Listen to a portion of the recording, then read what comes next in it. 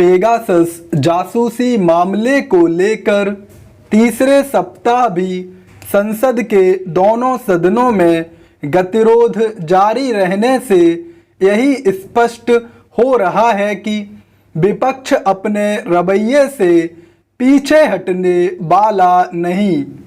इसका पता राहुल गांधी की ओर से विपक्षी दलों के नेताओं के साथ संभावित बैठक से भी चलता है।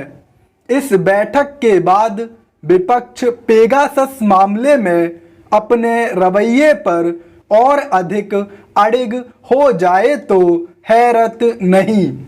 जो भी हो, सरकार इसकी अनदेखी नहीं कर सकती कि उस पर इसके लिए दबाव बढ़ता जा रहा है कि इस मसले पर संसद में बहस हो। गत दिवस बिहार के मुख्यमंत्री नीतीश कुमार ने भी इस मामले पर संसद में बहस की जरूरत जता दी। उन्होंने तो यहां तक कह दिया कि इस प्रकरण की जांच भी होनी चाहिए। वह भाजपा के सहयोगी दलों के नेताओं में से पहले ऐसे बड़े नेता हैं जिन्होंने पेगासस मामले में विपक्ष के सुर में सुर मिलाया। उन्होंने न केवल भाजपा को असहज किया बल्कि सरकार पर दबाव बढ़ाने का भी काम किया। पेगासस मामले का सच जो भी हो, सरकार को उन कारणों को स्पष्ट करना चाहिए जिनके आधार पर वह यह कह रही है कि इस मामले पर बहस की जरूरत नहीं। अच्छा यह होगा कि वह संसद में बहस के लिए तैयार हो और अपने तर्कों से विपक्ष की उन दलीलों को ध्वस्त करे जिन्हें वह कपोल कल्पित ठहरा रही है। यह पता चलना ही चाहिए कि पेगासस सॉफ्टवेयर के जरिए जासूसी हुई या फिर जासूसी की कोशिश हुई अथवा जासूसी होने वाली थी। अभी तो यही नहीं पता चल रहा कि आखिर हुआ क्या है।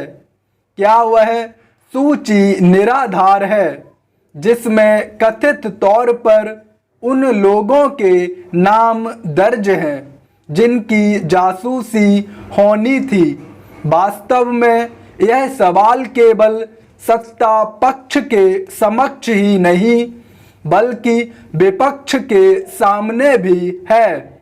विपक्ष कितना भी हंगामा मचाए, तथ्य यही है कि अभी इसके प्रमाण नहीं कि उन लोगों की जासूसी हुई ही है जिनके नाम एमनेस्टी इंटरनेशनल और फॉरबिडन स्टोरीज नामक संस्था ने जारी किए हैं।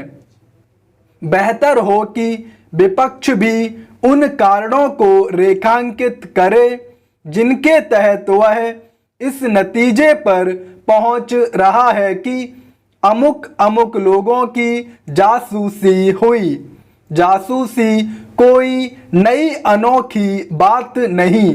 शायद ही कोई सरकार हो जो जासूसी न कराती हो, लेकिन उसकी जरूरत के कुछ ठोस आधार होते हैं।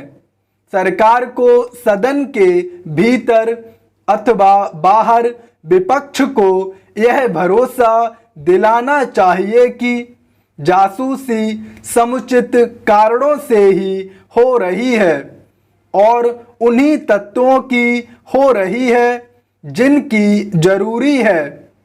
उचित यह होगा कि संसद में जारी गतिरोध रोकने के लिए सत्ता पक्ष और विपक्ष में बातचीत हो।